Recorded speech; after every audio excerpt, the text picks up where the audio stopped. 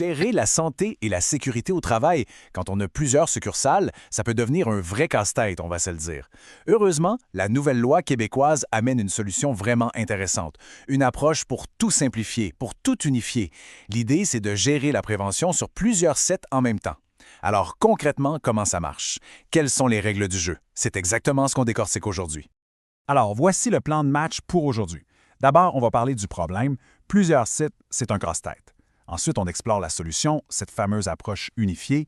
Après ça, on plonge dans les 4 critères essentiels pour pouvoir l'utiliser. On va décortiquer ce que ça veut dire, des activités de même nature, puis on verra comment bâtir une structure de sécurité solide pour finir avec les responsabilités de tout le monde et les prochaines étapes. Bon, première chose, le défi de base. Avoir plusieurs établissements, c'est souvent un vrai casse-tête.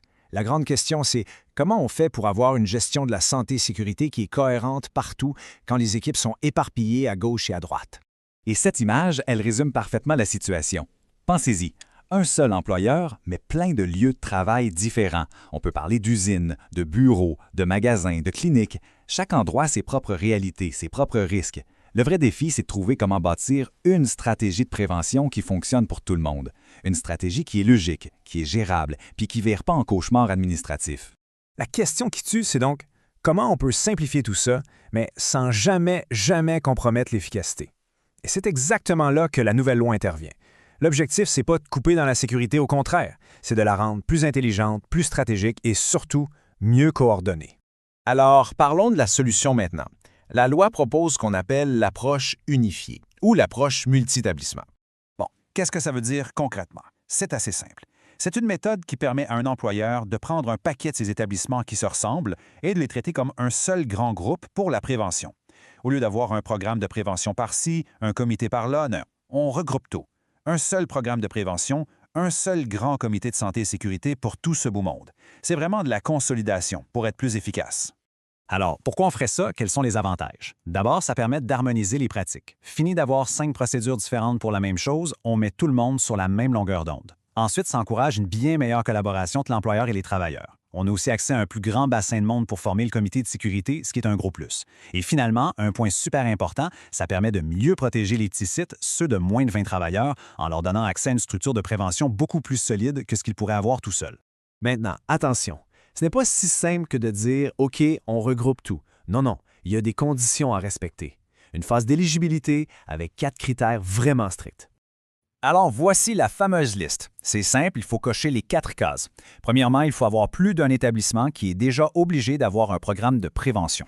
Deuxièmement, et ça c'est le gros morceau, les établissements doivent avoir des activités de même nature. On y revient dans un instant. Troisièmement et quatrièmement, c'est du pratico-pratique. Il faut que le comité de santé et sécurité et que les représentants soient capables de bien faire leur travail pour tous les sites regroupés. Et là, j'insiste, si un seul de ces points-là ne fonctionne pas, on oublie le projet. C'est tout ou rien. OK, maintenant, on va zoomer sur le critère le plus subtil, disons, celui qui demande le plus de jus de cerveau, cette fameuse notion d'activité de même nature. Alors, qu'est-ce que ça veut dire? Le mot-clé ici, c'est comparable. On ne dit pas identique, on dit comparable. L'idée, c'est de regrouper des endroits qui, même s'ils ne sont pas des clones, partagent assez de risques et de réalités de travail pour qu'un seul plan de prévention ait du sens pour tout le groupe. Pour aider à y voir clair, la loi propose une analyse en 2 temps.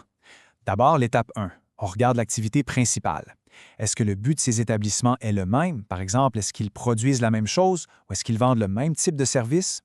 Puis, étape 2, on regarde les caractéristiques du milieu de travail. Est-ce que les environnements se ressemblent? On parle des tâches, de l'équipement, du type de clientèle, de l'aménagement des lieux. Prenons un exemple super concret pour que ce soit clair. Le commerce de détail. Imaginez une entreprise qui a 10 boutiques de vêtements. Est-ce que ce sont des activités de même nature? La réponse est oui. Pourquoi? Parce que leur activité principale, c'est la même partout, vendre des vêtements. Maintenant, autre scénario.